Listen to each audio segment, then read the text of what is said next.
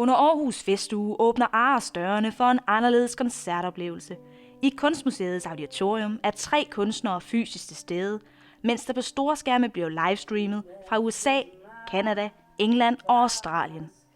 En Memento Mori Collection har været udgangspunktet. Begrebet Memento Mori, der er latin, og betyder husk på, du skal dø med et udgangspunkt, så du kan leve stærkere.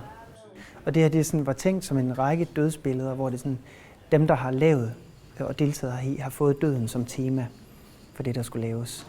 Og det har de så skabt forskellige ting på baggrund af. Tidens tunge fødder træder dybe rynker i jordens frosne insekt, mens vinden ridser drømme i nattens blinde skærm med dødens diamant. I find it a very difficult subject to talk about or to make something about, because I always, it seems to be a very blunt topic, and it's easy to become morose and sad, and so it's very hard to find a way around it.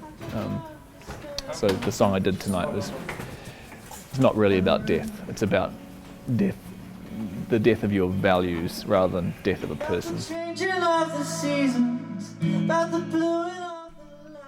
En ny software, udviklet af forskere på Aalborg Universitet, gør det muligt for kunstnere at spille sammen i Aarhus, selvom de befinder sig i forskellige dele af verden.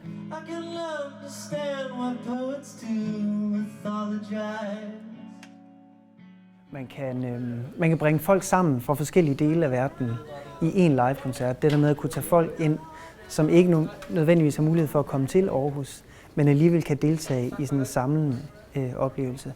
The choir in Montreal, I'm in England. This year in Aarhus. So they can see us, but we can't see them, and we can't see each other. Mother, mother, I wait.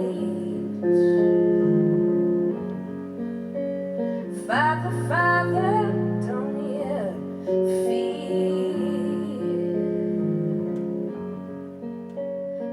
Man kan bringe folk sammen fra forskellige dele af verden i en live-koncert. Det der med at kunne tage folk ind, som ikke nødvendigvis har mulighed for at komme til Aarhus, men alligevel kan deltage i sådan en samlende oplevelse. Og så prøve både at vise teknologi, men også for at prøve kunstnerisk at have den her fortælling, hvor man kommer hele vejen rundt om jordkloden, og man får samspil fra forskellige kontinenter i en fælles forestilling, der kombinerer alle aspekter. Det er både altså litteratur, dans og musik.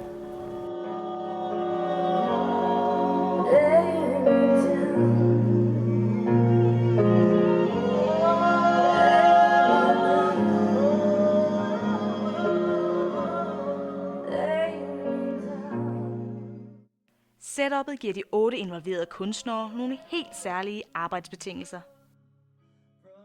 I had no idea what anyone was going to do, so and none of us have communicated. I got my PhD.